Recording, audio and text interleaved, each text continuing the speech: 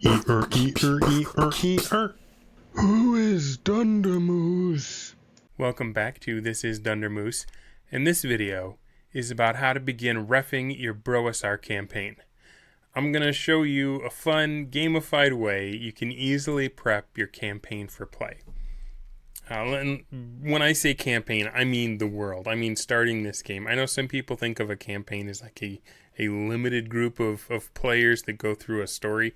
That's not this. This is a BrOSR campaign, which means once we start this world up, it's living, it's active, it's one-to-one time, and many players, many characters can come in or out, but the campaign, the story, the history of the world will move on. So I wanted to throw that out there. When I say campaign, that's what I mean. So first we need three things that we need to consider to start any campaign.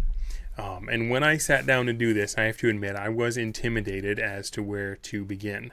I thought about all the published settings with giant maps like Greyhawk or Blackmoor or the Forgotten Realms, or even like the indie titles like Dolmenwood, the Lost Dungeon of Tonnisborg, or the Dark of Hot Springs Island. And so it can get really intimidating, thinking you need to create something huge and massive like that. But then I remembered the advice of solid bros like Gelatinous Rube, who taught me that all you need to get started are three things. Number one, a map. You need a map. Number two, a starting town. And number three, a dungeon. That's really all you need to get started. Everything else can spin out of those three things through play at the table with your players. And guess what?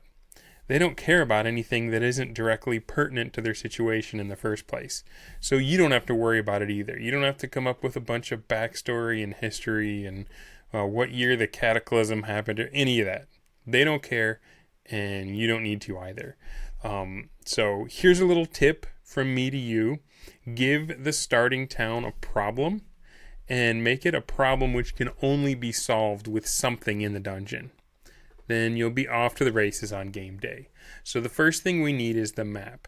You can't play the game without a board, but I wasn't sure where to start. A grid, hexes, freeform.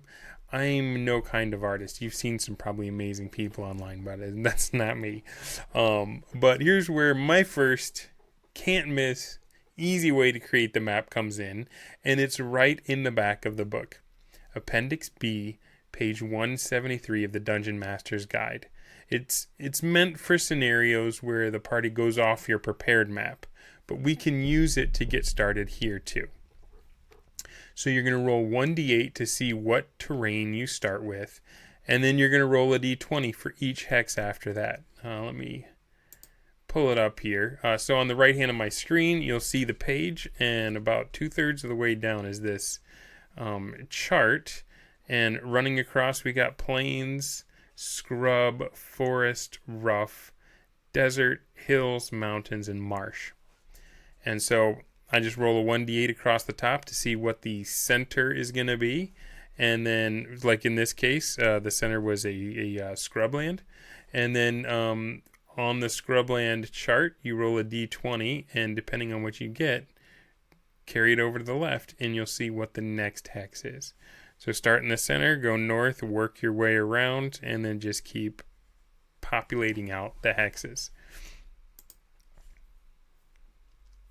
So 1d8 to see where you start, d20 for each hex after that. We're using 1 mile hexes.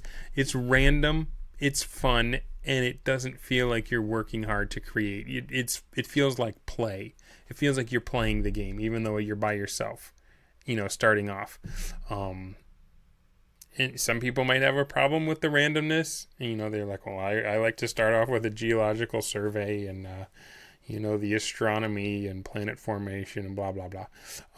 No, this is random. This is fun. Hello, desert swamp, right? That can happen. But that's not a bad thing. That's a good thing. When you have weird stuff that shows up on the map, it begs a question, and you have to start asking yourself, in this world where magic may be possible or common, depending on what kind of setting you want to create, why would such things happen? Why would you have a tower all by itself in a marsh? these kind of things, it's good because it's going to start tapping into that subconscious creative urge that we were talking about in the last video, right? So I use a free website called hexfriend.net, and I use that to chart my map, and I recorded a long form video of myself going through all the steps. I'm going to post that as well. So if you want to see, stick around. If you want to see this method in action, I'm going to put a link to that video at the end of this one. So stick around if you want to follow along, and you're ready for like about an hour worth of clicking around and creation. But you could probably get it from the appendix and what I'm sharing in this video. But it's not enough just to generate empty terrain hexes. We're not playing Settlers of Catan. We're playing D&D. You need a vibrant living region peopled with interesting denizens. Well, old Gary's got you covered there too. Because on the same page is the inhabitation chart. Let me show you that again. And that is at the bottom right-hand corner. There's kind of an image of a bat-winged horned monster that pops up right in the middle of the chart. And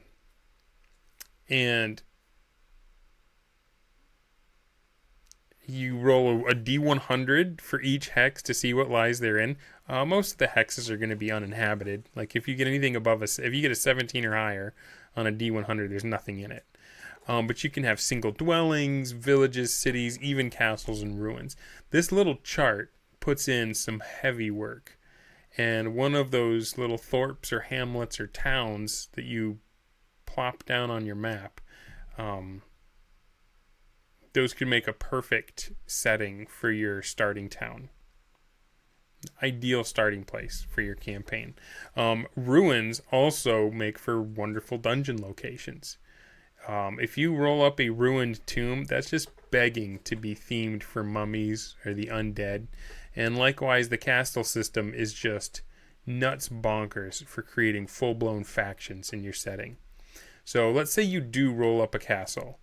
Pages 182 through 183 have castle tables within Appendix C, and it can be anything from a small lone tower to a large castle complex. And it can be totally deserted, or it can seem that way, but actually have monsters in it. It can house humans like brigands or bandits, or barbarians, or any other human, with not even the ones that just start with a B. And it can even have name level characters in it. So if it's got characters, there's tables to find out what class they are, what level they are, how many henchmen and followers they have, plus tables that will tell you their military forces, what kind of castle defenses the castle has, like cauldrons of oil and ballista, and like ways to defend against a siege. There's tables to roll for all of your leveled henchmen and characters, what magic items they have. It is so in-depth, and even in a very small starting region, you can easily wind up with a few powerful patrons. So you know how to roll up a region now, and how to populate it with inhabitants and possibly even factions. But where am I going to put my dungeons? How do I even make them? Well, we've already answered the first part. Look at your map. Depressions in the land, ruins, castles, all of these could be entrances to your dungeons. And once you know where they are, creating them is just as much fun as the world building's been, because we have a tool for that as well. Of course we do. Appendix A is all about on-the-fly random dungeon generation. So between these appendices, A, B, and C, you have everything you need to operate game night by the seat of your pants. You can graduate to no prep. But you need to learn book control first, and this is a great way to do it.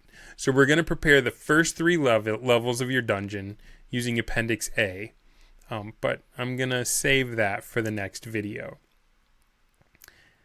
What I want you to do next instead is, it's time to take a step back and look at what you've built. The strange land formations, the ruins, the settlements, the factions, they're all going to start to work themselves together in your subconscious mind. Ask yourself questions about why things are the way they are. Pay attention to what answers you come up with, even the silly ones, especially the silly ones.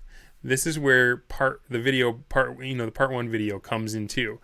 Think about the situations, the villains, the heroes, the objects in the Appendix N stories that you've been reading in preparation for this.